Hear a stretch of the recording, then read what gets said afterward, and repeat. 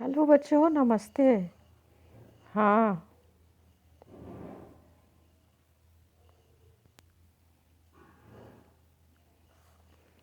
हाँ बच्चों, अभी आप अपन पढ़ेंगे।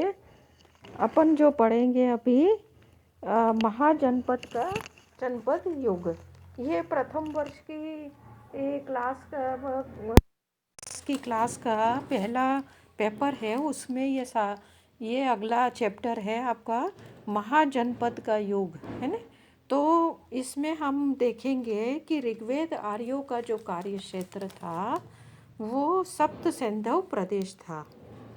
सप्त सैंधव प्रदेश तक सीमित था।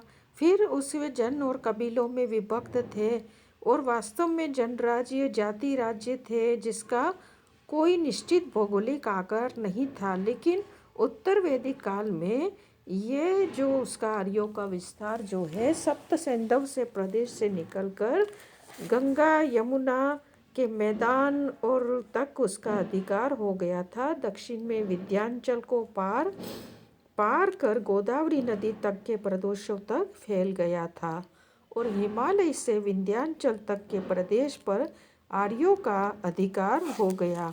इसलिए इस क्षेत्र को आर्यावर्त कहा जाता है। अब जो है हम बताएंगे कि उत्तर वैदिक काल में जो है जनों का सब स्पष्ट भौगोलिक आकार बन गया। इसलिए अब वे जनपद कहलाने लगे।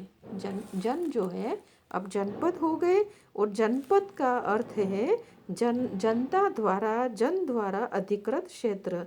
जनपदों की स्थापना के साथ साथ इनमें भू भू क्षेत्र के लिए भी संघर्ष शुरू हो गया, जिसके फलतः कमजोर राज्य की समाप्ति हो गई और यही कमजोर राज्य जो थे वो शक्तिशाली राज्यों में विलीन हो गए। इस प्रकार छठी शताब्दी ईसा पूर्व जो है कई जनपद आपस में मिलकर भौगोलिक दृष्टि से ये विस्तृत बन गए इसी और शक्तिशाली भी बन गए। इसीलिए इन्हें महाजनपदों के नाम से महाजनपद कहा जाता है। और अंगुत्तर निकाय जो है बौद्ध ग्रंथ है जिसमें 16 जनपदों की सूची दी गई है जो सर्वाधिक प्रमाणित होती है। इनमें से कुछ महाजनपदों का समय भगवान बुद्ध से पहले का भी हम मानते हैं और बुद्ध के समय में भी कई महाजनपद बने। और अंगुत्तर निकाय में जो वर्णित 16 महाजनपद है वे निम्न हैं।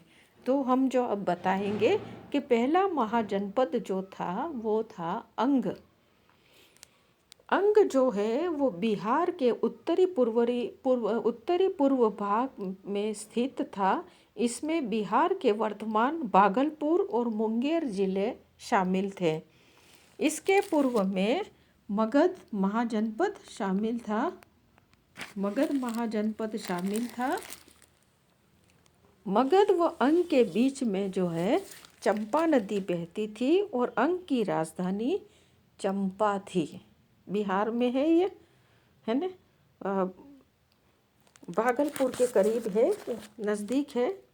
और जो ये है चंपा, ये जो है चंपा नदी बहती थी, चंपा राजधानी थी जो बुद्धकालीन नगरों में स्थान रखती थी। प्रारंभ में अंग महाजनपद था लेकिन मगध की शक्ति बढ़ी तो उसमें विलीन हो गया। प्रारंभ से ही अंग जो है महाजनपद था। प्रारंभ से शुरुआत से ही अंग को महाजनपद का दर्जा था और मगध की शक्ति बढ़ी तो उसमें वह विलीन हो गया था। अब जो है दूसरा जो है मगध जो है वो जनपद है जिसके बारे में हम पढ़ेंगे।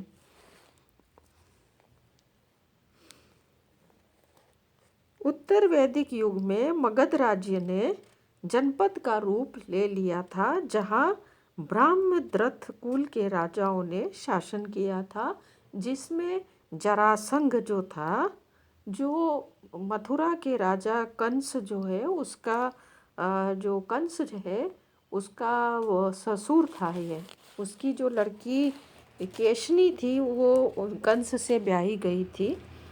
तो ये बड़ा प्रतापी राजा था। धीरे धीरे उसने इस राज्य ने मगर इसके राज्य ने विकास किया और महात्मा बुद्ध के काल के आते आते मगध महाजनपद का रूप ले लिया।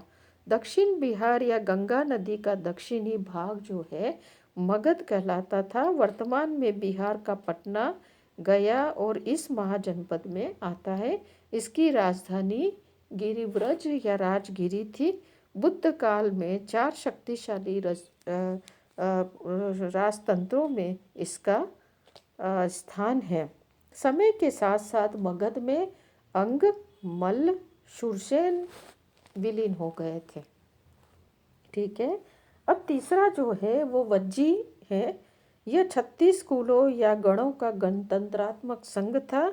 इसमें लिच्छवी, विदेह तथा ज्ञातक महत्वपूर्ण थे।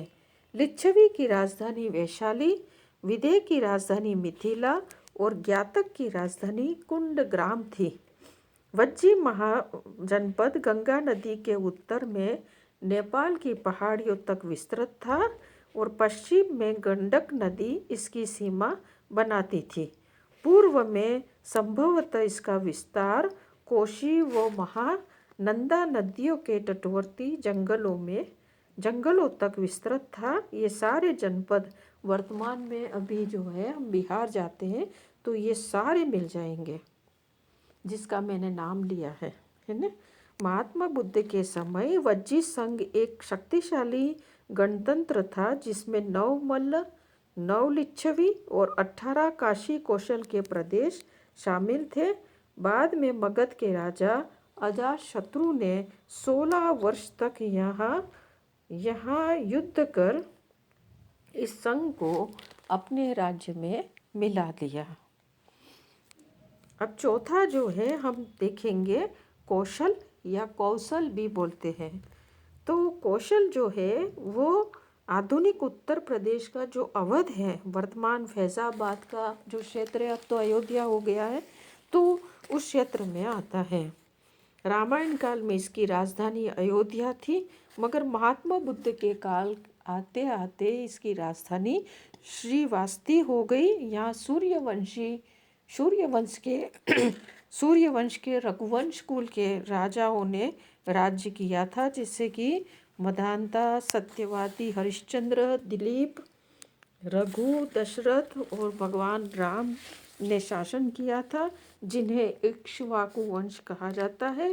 काशी और कौशल में भी आपस में उस समय वैमनस्य था। भगवान बुद्ध के समय में ये एक शक्तिशाली जनपद था। ठीक है। इसका राजा जो प्रसेनजीत था वो भगवान बुद्ध का समकालीन था और महात्मा बुद्ध का वो भक्त था। ठीक है। अब जो आगे हम पढ़ेंगे 5वां काशी। उत्तर वैदिक युग में काशी ने जनपद का रूप ले लिया था और लेकिन बुद्ध काल में 16 महाजनपदों में काशी महाजनपद सबसे प्राचीन व शक्तिशाली माना जाता था, है ना। अपने आध्यात्मिकता और वैभव, भौतिक उन्नति के लिए विख्यात था, है ना। काशी महाजनपद उत्तर प्रदेश का दक्षिण पूर्वी यानी जो वाराणसी जो जिसको हम कहते हैं और उसके आसपास का क्षेत्र था और उसकी राजधानी वाराणसी जो बनारस कहते हैं वो थी। यहाँ का राजा जो है ब्रह्मदत्त था, जिसने कौशल पर विजय प्राप्त की थी, है ना। अब जो अगला हम देखेंगे फिर वो धीरे धीरे काशी जो है वो मगध राज्य में विलीन हो गया था। अगर आगे हम पढ़ेंगे कुरु, छठा जनपद है कुरु। कुरु जनपद जो है उत्तर वैदिक काल में यह जनपद सर्वाधिक प्रसिद्ध और शक्तिशाली जनपद था। हमने जैसे कि देखा है कुरुक्षेत्र, है ना। तो पांडव और कौरव की लड़ाई हुई थी, इसलिए भी वो बहुत ही फेमस हो गया था। 6ठी शताब्दी ईसा पूर्व में इसने महाजनपद का रूप ले लिया।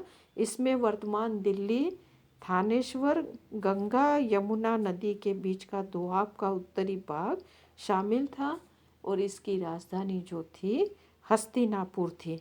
महाभारत काल में यहाँ महत्वपूर्ण नगर था। बुद्ध के समय में इसका गौरव तो नहीं रहा, फिर भी बल, बुद्धि और आचार तथा शील के लिए ये प्रसिद्ध था। अब जो मैं आपको बता रही हूँ पांचाल। पांचाल जो है ऋग्वेद युग में पंजाब के आर्य 5 वर्ग में विभक्त थे। पूर्व की तरफ प्रसार करते हुए उन्हें थोड़े समय के लिए कुरुक्षेत्र में रुकना पड़ा था तथा यहाँ आदिवासियों से मुकाबला करना पड़ा। तो जब 5 वर्णों के आर्यों ने यहाँ आदिवासियों को हरा करके आगे बढ़े और गंगा यमुना के मैदान में स्थिर हुए तो पांचाल कहलाने लगा। ठीक है। उत्तर वैदिक काल में पांचालों का विस्तार आधुनिक फर्रुखाबाद, बदायूं, बरेली और उसके आसपास के क्षेत्रों, अहिच्छत्र और दक्षिण पांचाल की राजधानी अहिच्छत्र और काम्पिल्य तक ये विस्तृत था। पांचाल जो जनपद महाजनपद था वो 2 भागों में विभक्त था। उत्तरी पांचाल की राजधानी अहिच्छत्र और दक्षिण पांचाल की राजधानी काम्पिल्य थी। ठीक है। तो इस तरह से महात्मा बुद्ध के काल आते आते पांचाल जो है, ऐसे कहते हैं कि पांचाल का जो राजधा जो है द्रौपदी जो थी वो यहाँ की राजकुमारी थी और पांचाल का राजा पांचाल प्रदेश का राजा जो था उसकी पुत्री थी। और पांचालों ने कन्नौज या कामक्यूच जिसको कहते हैं वो बसाया था और 6वीं शताब्दी ईसा पूर्व में ये महाजनपद बन गया था। थैंक यू बेटे।